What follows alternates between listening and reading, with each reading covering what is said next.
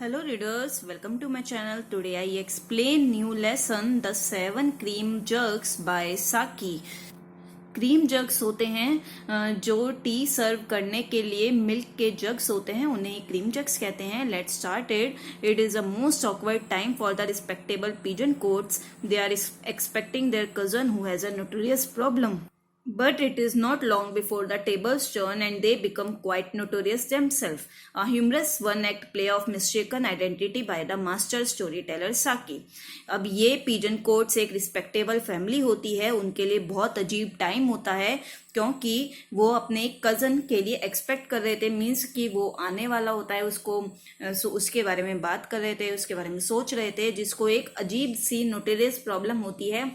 बदनाम, notorious means होता है इनफेमस, बदनाम जो दिक्कत होती है, ऐसी उसे दिक्कत होती है.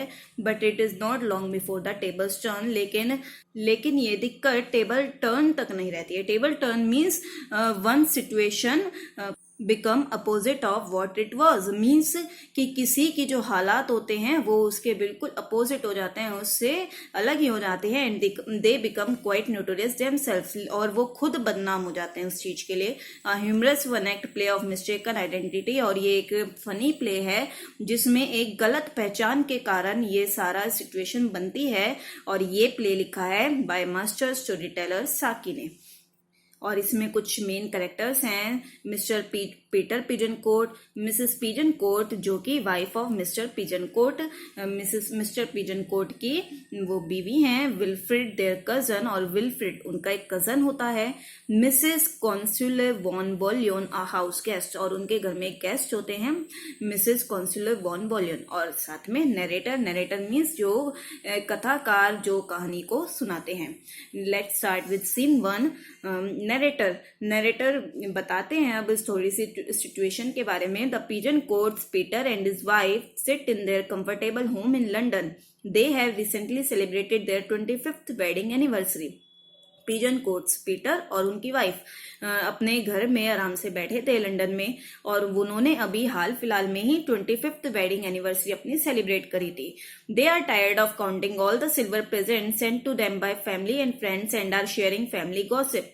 और वो जो है अपने उनके पास इतने सिल्वर गिफ्ट्स, मीन सिल्वर के गिफ्ट्स आए थे उनके पास, चांदी के गिफ्ट आए थे कि वो थक गए थे उन्हें गिन गिन कर, जो कि उनके फैमिली फ्रेंड्स ने भेजे थे. और वो अब अपनी उनकी फैमिली में बातें चल रही थी. मिसेस पिजन कोट कहती हैं, I suppose young Wilfred Pigeon Coat will never visit us now that he has inherited all of that money. और वो अपने कजन के बारे में बात करती हैं, विल्फ्रिड के बारे में, कि मुझे लगता है जो विल्फ्रिड पिजन कोट है वो अब हमारी फैमिली में कभी ना, मतलब हमें देखने को मिलेगा ही नहीं, हमारे पास आएगा ही नहीं, क्योंकि अब उसके पास बहुत सारा पैसा आ गया है. उसकी जो एंसेस्टर्स की प्रॉपर्टी थी वो उसे मिल गई है.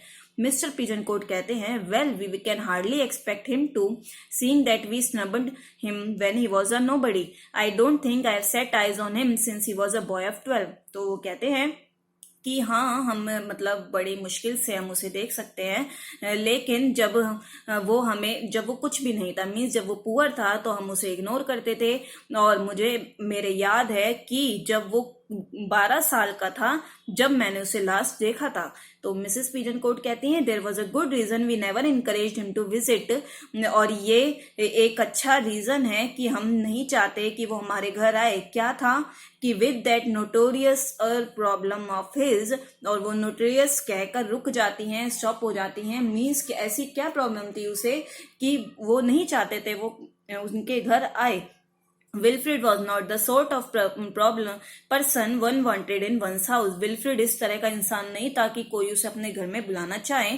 अब मैं आपको थोड़ा सा विल्फ्रिड के बारे में बताती हूँ कि विल्फ्रिड उनका कजन होता है जिसका नाम होता है विल्फ्रिड पिजन कोट, और वो अब 25 ईयर्स का होता है. और उसको एक साइकोलॉजिकल प्रॉब्लम होती है जिसका नाम होता है क्लेप्टोमैनिक, जिस प्रॉब्लम में पर्सन कुछ भी चुरा लेता है, स्टील कर लेता है उस सामान को, चाहे वो उसका है या नहीं है. वो उसे मतलब वो चाहता भी ना उसे चुराना, लेकिन वो फिर भी मतलब उसकी साइकोलॉजिकल सिचुएशन इस तरह की होती है कि वो उसे चुरा लेता है. तो ये जो Mr and Mrs pigeon Coat बात कर रहे थे, ये उसी की बात कर रहे थे। तो आगे Mr pigeon Coat, well the problem still exist doesn't it, तो वो कहते हैं तो इसकी ये दिक्कत अभी भी होगी, है ना। और do you think inheriting a Fortune will reform the young man, और वो कहते हैं क्या तुम्हें लगता है कि उसके पास अब पैसा आ गया है, मीन्स वो रिच हो गया है, तो उसकी ये जो दिक्कत है, ये प्रॉब्लम है क्लेप्टोमैनिक की, वो खत्म हो गई है। Mrs. Pigeon Court, of course not, but the problem doesn't seem as serious now. When a man is wealthy, this sort of thing is no longer considered theft. It becomes instead an interesting personality quirk. और वो कहती हैं बिल्कुल नहीं problem, लेकिन ये जो दिक्कत है अब इतनी सीरियस नहीं लगेगी लोगों को, क्योंकि जब कोई इंसान अमीर होता है, वेल्दी होता है, तो इस तरह की छोटी मोटी चीजें जो है चोरी नहीं समझी जाती, ये उनकी पर्सनैलिटी समझी जाती है कि उनका इस तरह का अजीब सा बस बिहेवियर है। तो नरेटर कहते हैं, अब नरेटर थोड़ा सा स्टोरी के बारे में बताते हैं। The Pigeon Coats are discussing their relative Wilfred, अब वो विल्फ्रेड के बारे में एक्सप्लेन कर रहे हैं कि विल्फ्रेड कौन था। वो अपने पिजन कोट्स जो है अपने एक रिश्तेदार विल्फ्रेड की बातें करते हैं। Wilfred, a young man of 25, is known throughout the Pigeon Coat family as Wilfred the snatcher, और जो विल्फ्रेड है 25 ईयर्स का है वो अब, और वो पूरी की पूरी पिजन कोट फैमिली में विल्फ्रेड द स्नैचर नाम से फेमस है। क्यों? क्योंकि वो चोरी करता था। He is a क्लेप्टोमैनिक। क्लेप्टोमैनिक अभी मैंने आपको एक्सप्लेन किया है कि एक साइकोलॉजिकल डिसऑर्डर होता है जिसमें इंसान कुछ भी चुरा लेता है। When Wilfred visit his relative, nothing in their house smaller than the dining room sideboard is safe. और जब विल्फ्रेड किसी भी रिश्तेदार के घर जाता है, किसी के यहाँ भी जाता है, तो उनके घर में चाहे छोटे से छोटा रूम हो, डाइनिंग रूम के बराबर में कोई अलमारी तक हो, वो भी सेफ नहीं रहती है, मीन्स वो वहां से भी कुछ भी चुरा लेता है। He will carry off anything provided it belongs to someone else. और वो अपने साथ कुछ भी ले जाता है, चाहे वो किसी और का ही क्यों ना हो। Then Mr pigeon Coat reading a telegram, तो उनके पास एक टेलीग्राम आता है, मीन्स शॉर्ट नोटिस आता है। दिस इज फनी, और वो कहते हैं ये तो अजीब है। Here's a telegram from Wilfred, ये तो विल्फ्रेड के पास से टेलीग्राम आया है। He is driving through town in his car and would like to stop and pay his respects. He asked if we can stay the night. अब उनके साथ अजीब सिचुएशन हो जाती है कि वो विल्फ्रेड के बारे में ही बात कर रहे होते हैं और उसी का ही टेलीग्राम आ जाता है। तो और उसमें क्या लिखा होता है कि वो इस शहर से ही गुजर रहा होता है अपनी गाड़ी में, और वो रुकना चाहता है यहाँ पर, उनके यहाँ रुककर रात को स्टे करना चाहता है। वो पूछता है उनसे कि मैं क्या रात को स्टे कर सकता हूँ। तो Mrs pigeon Coat, are you sure it's from the Wilfred the snatcher, the name Wilfred is so common in the family. अब मिसेस पिजन कोट उनसे पूछती हैं कि क्या आपको यकीन है कि ये विल्फ्रेड द स्नैचर के पास से ही है। क्यों? क्योंकि उनकी फैमिली में विल्फ्रेड नाम के बहुत सारे पर्सन्स हैं, मीन्स कि विल्फ्रेड उनकी फैमिली में कॉमन नेम है, बहुत सारे लोगों का विल्फ्रेड नेम है। और जो ये चोरी वाला क्लेप्टोमैनिक वाला विल्फ्रेड होता है, ये विल्फ्रेड द स्नैचर नाम से फेमस है। तो मिस्टर पिजन कोट कहते हैं it must be from him, none of the other Wilfreds has a car. वो कहते हैं ये उसी के पास से होगा, क्योंकि हमारी फैमिली में जितने भी विल्फ्रेड हैं और किसी के पास गाड़ी है ही नहीं। Mrs pigeon Coat looking at their gift, और वो अपने गिफ्ट्स की तरफ देखकर कहते हैं this is an awkward time to have a person with this kind of problem in the house. वो कहते हैं ये तो बड़े अजीब टाइम है कि इस तरह का इंसान हमारे घर में आ रहा है जब हमारे पास इतने प्रेशियस गिफ्ट्स हैं। We have all of these silver gifts lying around and more coming every day in the mail. हमारे पास इतने सारे सिल्वर गिफ्ट हैं और भी रोज कोई ना कोई मेल से आ जाता है। I can hardly keep track of them all as it is. और मैं इन सब पर अब बिल्कुल नजर कैसे रख सकती हूँ। Mr pigeon Coat, we must keep a sharp lookout, that's all. अब हमें बिल्कुल इन पर मतलब शार्प, बिल्कुल कैड़ी नजर रखनी पड़ेगी। Mrs pigeon coat, but these kleptomaniacs are so clever specially when they have been at it as long as Wilfred. वो कहती है कि ये लेकिन जो क्लेप्टोमैनिक्स होते हैं ये बहुत चालाक होते हैं, खासकर विल्फ्रेड जिसकी ये बीमारी इतनी साल पुरानी हो गई है, तो मीन्स वो तो और ज्यादा चालाक हो गया और ज्यादा क्लेवर हो गया है। अब नेक्स्ट सीन 2 स्टार्ट होता है। Narrator, when Wilfred arrives, the pigeon courts treat him kindly but eye him like a hawk. After dinner, they show Wilfred their silver anniversary presents. और जब विल्फ्रेड आता है तो पिजन कोट्स जो हैं उससे बड़े अच्छे से पेश आते हैं, और लेकिन उस पर बिल्कुल बाज की तरह वो नजर रखते हैं, मीन्स बिल्कुल शार्प वो उस पर नजर रखते हैं। After dinner they show Wilfred their silver anniversary presents, और डिनर करने के बाद वो उसे अपने सिल्वर के जो प्रेजेंट्स होते हैं, गिफ्ट्स होते हैं, वो दिखाते हैं। मिसेस पिजन कोट घबरा के वो कहती हैं, they are such useful gifts, ये बहुत काम के गिफ्ट हैं।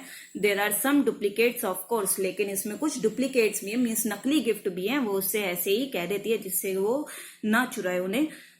तो मिस्टर पिजन कोट कहते हैं, देखो जैसे कि we have already received 7 cream jugs, देखो जैसे हमारे पास 7 क्रीम जग्स आ गए हैं। मिस पिजन कोट कहती हैं, imagine that we have to drink nothing but cream to use them all, of course we will exchange some of the duplicates. वो कहती हैं, सोचो कि हमें इनमें क्रीम जग्स में और कुछ नहीं यूज करना, सिर्फ एक क्रीम के लिए, मीन्स मिल्क के लिए इन्हें यूज करना है। जाहिर सी बात है हम इन्हें कुछ डुप्लीकेट्स को जो है चेंज करा लेंगे, एक्सचेंज करा लेंगे मार्केट से। Wilfred, do you mind if I take a closer look at your gifts?